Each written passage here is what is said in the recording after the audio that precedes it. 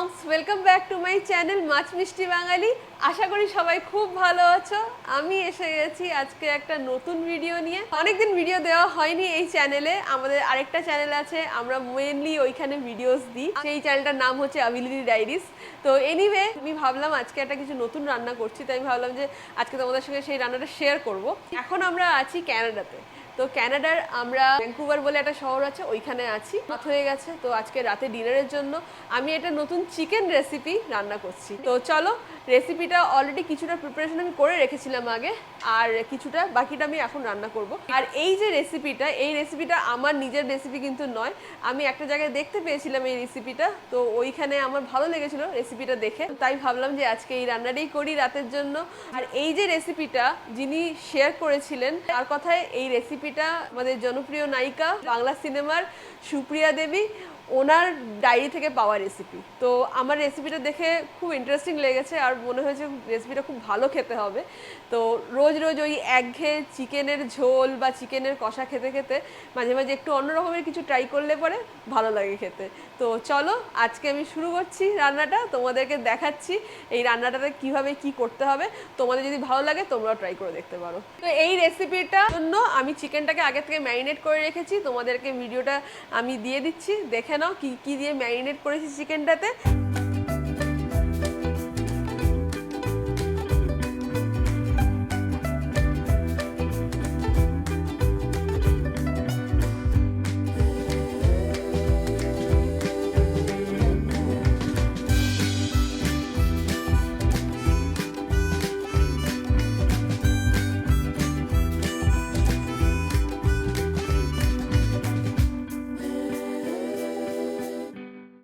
আমার চিকেনের ম্যারিনেশনটা হয়ে রয়েছে, আমি আধা ঘন্টা মতো রেখে দিয়েছিলাম। এখন আমি অন করব স্টোভ অন করে আমি এই রান্নাটা বসাবো। আর এই চিকেনের রেসিপিটাতে সবথেকে ভালো জিনিস সেটা হচ্ছে বেশি কিছু ইনগ্রেডিয়েন্টস লাগে না, খুবই কম ইনগ্রেডিয়েন্টস, আর খুব চটজলদি রান্নাটা করতে পারো তোমরা। তো এই রান্নাটা হবে সর্ষের তেলে, আমি সর্ষের তেল দিয়ে আগে। আমরা খুব রিসেন্টলি ক্যানাডাতে মুভ করেছি, আর আমার এটা নতুন সংসার বলতে পারো। এখানে এসে সব কিছু নতুন করে আমাকে সেট আপ করতে হয়েছে। তো এখনও কিছু কিছু জিনিস সেট আপ বাকি আছে। তো মোটামুটি যা সেট আপ করেছি মোটামুটি এখন কাজ চলে যাচ্ছে। এই চিকেনের রেসিপিটাতে কিন্তু তেল একটু বেশি ইউজ করতে হবে। আর আমার কিন্তু ওই মানে ডাইরেক্ট বোতল থেকে ঢেলে তেল দিয়ে রান্না করার অভ্যেসটা নেই। আমি সবসময় চামচে করে মেপে দিই, এটা বরাবরের অভ্যেস আমার। তো আমি ডাইরেক্ট বোতল থেকে ঢেলে আমি কিছুতেই আন্দাজ করতে পারি না। মোটামুটি আমি আমার চিকেনের কোয়ান্টিটি অনুযায়ী তেল দিলাম। আমি অতটা পরিমাণ তোমাদের মাপটাপ বলছি না, সেটা তোমরা নিজেদের বুঝে দিতে পারো। আমিও খুব একটা মাপ দেখিনি, আমি নিজের আন্দাজ মতোই চিকেনটাকে ম্যারিনেট করেছি। বাকি সব জিনিসপত্র আমি আমার আন্দাজ মতোই দিচ্ছি। এই তেলটা গরম হলে আমি এতে দেব গরম মশলা, আর গরম মশলার মধ্যে আছে এলাচ, দারচিনি আর লবঙ্গ। তেলটা গরম হয়ে গেছে। আর এইখানে না সব ক্যানাডাতে এখানে কিন্তু আমাদের ইন্ডিয়ার মতো গ্যাস স্টোভ নয়, ওরকম পুরো ইলেকট্রিক ব্যাপারটা। তো এটাতে দেখতে পাচ্ছ সেট আপটা পুরো ইলেকট্রিক। আমার এটা তেলটা গরম হয়ে গেছে, আগে আমি এটা দিয়ে দিই। ওরে বাবা, ফাটতে শুরু করেছে। এইবারে এতে আমি দেব হচ্ছে একটুখানি শুকনো লঙ্কা, জলে গুলে দেবো। শুকনো লঙ্কা দিয়ে জলে গুলে নিলাম একটু, কাশ্মীরি শুকনো লঙ্কা। আর দিয়ে দেব এই ম্যারিনেট করা চিকেনটা। খুব সুন্দর একটা গন্ধ বেরোচ্ছে। হ্যাঁ, তো যেটা বলছিলাম যে ক্যানাডাতে কিন্তু আমাদের ইন্ডিয়ার মতো গ্যাস স্টোভ ওরম টাইপের নেই। এখানে কিন্তু সব ইলেকট্রিকে চলে। এইটা পুরো সেট আপটাই পুরো ইলেকট্রিকে। যারা তোমরা ইউজ করেছো ইন্ডাকশানে কিন্তু খুব চটজলদি গরম হয়, তাড়াতাড়ি গরম হয়। খুব সাবধানে রান্না করতে হয়, কারণ এত তাড়াতাড়ি গরম হয়ে যায় মাঝে মাঝে পুড়ে যাওয়ার সম্ভাবনাও থাকে। তো স্টার্টিংয়ের দিকে আমারও একটু অসুবিধা হতো, কারণ সত্যি কথা বলতে ইন্ডিয়াতে আমি মেজরলি রান্না করতাম গ্যাসে, আমি ইন্ডাকশন খুব কমই ইউজ করতাম। বাট এখানে আসার পর আমাকে পুরোটাই ইন্ডাকশন ইউজ করতে হচ্ছে।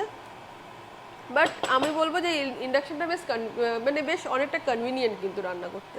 আমি এবার দিয়ে দেবো আমার যে ম্যারিনেট করে রাখা চিকেনটার এই কিছুটা গ্রেভিটা পড়ে আছে এখনও বাটিতে, ওটা আমি ভালো করে কাচিয়ে দিয়ে দেবো। এই রান্নাটা সব থেকে ভালো সেটা হচ্ছে, আমি জানি না, আমি তো আমার মতো করে করছি রান্নাটা, অ্যাট দ্য এন্ড আমি বুঝতে পারবো কতটা কী কালার এলো।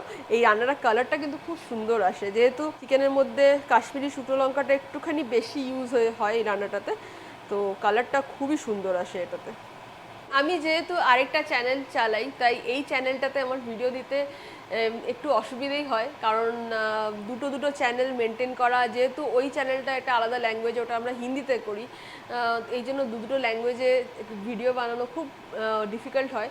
কিন্তু আমি ভাবলাম যে আমি যেহেতু এখন একটা নতুন জায়গায় এসেছি আর একদম নতুনভাবে আমার নিজের লাইফস্টাইল শুরু করেছি, তো আমি ভাবলাম যে কেননা আমি এই লাইফস্টাইল যেটা আমি এখানে আছি, কীরকম কীভাবে আছি, কি করছি, কি নতুন নতুন ধরনের এক্সপিরিয়েন্স করছি, ওইগুলো তোমাদের সঙ্গে শেয়ার করা যেতে পারে। তো আমাদের যে আরেকটা চ্যানেল যেটা আভিলিনী ডায়েরিজ, তোমাদের আগেও আমি সেটা বলেছিলাম, তো ওই চ্যানেলটাতে মেনলি আমরা সব ট্র্যাভেল রিলেটেড ভিডিওস দিই, বেশিরভাগ ট্র্যাভেল রিলেটেড ভিডিওস ওই চ্যানেলটাতে। তো এনিওয়ে, আমি এই চ্যানেলটাতে চেষ্টা করব যতটা সম্ভব লাইফস্টাইল ভিডিও বা ট্র্যাভেলের ভিডিও দেওয়ার। তো এই চিকেনটাকে আস্তে আস্তে করতে হবে, এখন এটা যতক্ষণ না সেদ্ধ হচ্ছে ততক্ষণ অবধি করতে হবে, আর মাঝে মাঝে নাড়তে থাকতে হবে অবশ্যই। আর তার সঙ্গে যেটা আমি করে রেখেছি আগের থেকে, সেটা হচ্ছে পেঁয়াজের বেরেস্তা তৈরি করে রেখেছি। এই যে বেরেস্তা তৈরি করা আছে, এই দেখো।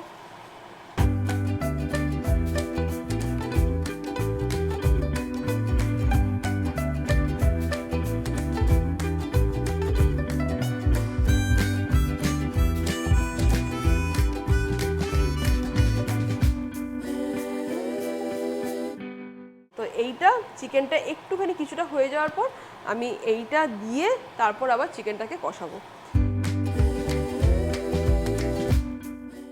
তা আমার চিকেনটা এখন কিছুটা হয়ে এসেছে, আর মশলাটা কষানো একটুখানি হয়ে এসেছে, একটু তেলও ছাড়তে শুরু করেছে। এই মুহূর্তে আমি কি করব, আমার ভেজে রাখা যে বেরেস্তাটা আছে ওটা আমি দিয়ে দেবো। আমার এই ফ্রাই প্যানে যে দেখছো আমি চিকেন রান্না করছি, আমার একটু করতে অসুবিধেই হয় এখানে, কারণ আমার এখনও একটু কড়াই কেনা হয়নি, আমাকে একটা কড়াইয়ের ব্যবস্থা করতে হবে, কারণ কিছু কিছু রান্না, সব রান্না ফ্রাই প্যানে করা একটুখানি মুশকিল হয়। যেমন এই চিকেনটা আমার একটুখানি নাড়তে অসুবিধা হচ্ছে, যেহেতু ফ্রাই প্যানে করছি। তো যাই হোক, দেখতে পাচ্ছ কি সুন্দর একটা রং হয়েছে। ওপর থেকে বেরেস্তাটা ছড়িয়ে দিয়ে এবার ভালো করে নেড়ে এটাকে একটুখানি সিমে আছে করে আমি ঢাকা দিয়ে বসিয়ে রাখবো যতক্ষণ না চিকেনটা সেদ্ধ হচ্ছে। এবার যেহেতু এই বেরেস্তাটা দিয়েছি, একটা খুব সুন্দর কালার হয়ে যাবে, এটা আস্তে আস্তে অনিয়নটা ক্যারামেলাইজ হয়ে খুব সুন্দর একটা রং ছাড়বে চিকেনে। একটু ওপর থেকে আমি জল দিয়ে দেবো, মাংসটা আর একটু সেদ্ধ হবে, কিছুটা সেদ্ধ হয়ে এসেছে অলরেডি, আর একটুখানি হবে। আমি খুব বেশি জল দেব না, অল্পই দেব। তো আমার এই মিক্সির বাটিতে ওই রসুন বেটেছিলাম, তো ওই রসুন বাটার জলটা একটুখানি, মানে মশলার জলটা রয়েছে, তো ওটাই আমি ওপর থেকে একটুখানি ছড়িয়ে দেবো।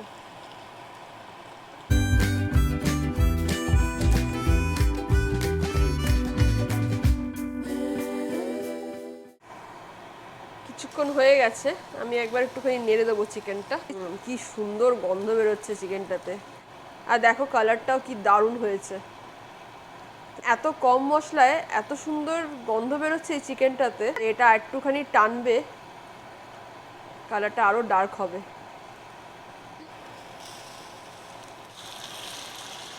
এই দেখো, যেহেতু একটুখানি এটা কষা কষা রান্না, তাই তোমাকে এরকমই রাখতে হবে, খুব বেশি ঝোল এটাতে থাকবে না।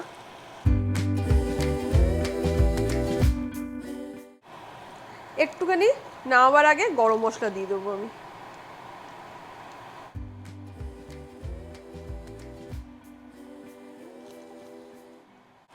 তোমাদের যদি এই রেসিপিটা ভালো লাগে তোমরাও ট্রাই করে দেখতে পারো, অবশ্যই আমার রান্না নয় এটা।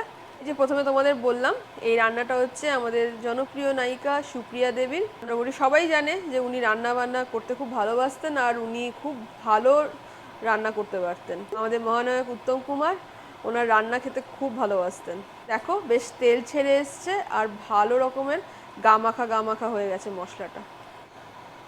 অবশ্য তোমরা চাইলে পরে যদি আর একটু গ্রেভি রাখতে চাও রাখতে পারো, বাট আমাদের এরকম বেশ কষা কষা মাখা মাখা চিকেন খেতে ভালোই লাগে। তো আমার চিকেন রান্না কমপ্লিট, এবার অভিক এসে টেস্ট করবে, ও টেস্ট করে বলে চিকেনটা কেমন হয়েছে। সত্যিকার ঠিকঠাক রিভিউ দিবি, একদম ঠিক করে রিভিউ ফিডব্যাক দেবো না। না Sorry, বাজে ফিড কোনো ভালো ফিডব্যাক দাও। ঠিক রিভিউ। আমি একদম ঠিক রিভিউ দেবো। হ্যাঁ, তো এই একটা ছোট্ট পিস, এটা মনে হয় তোর জন্যই ভেঙে গেছিল। ফু দিয়ে দিবি, ফু দিয়ে।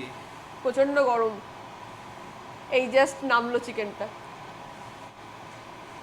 কালারটা কিন্তু দারুণ দেখতে হয়েছে, আর গন্ধটাও খুব সুন্দর বেরোচ্ছে। কালারটা খুব সুন্দর হয়েছে। এটা হচ্ছে ওই পেঁয়াজের যে বেরেস্তাটা সেটার কালার। নে,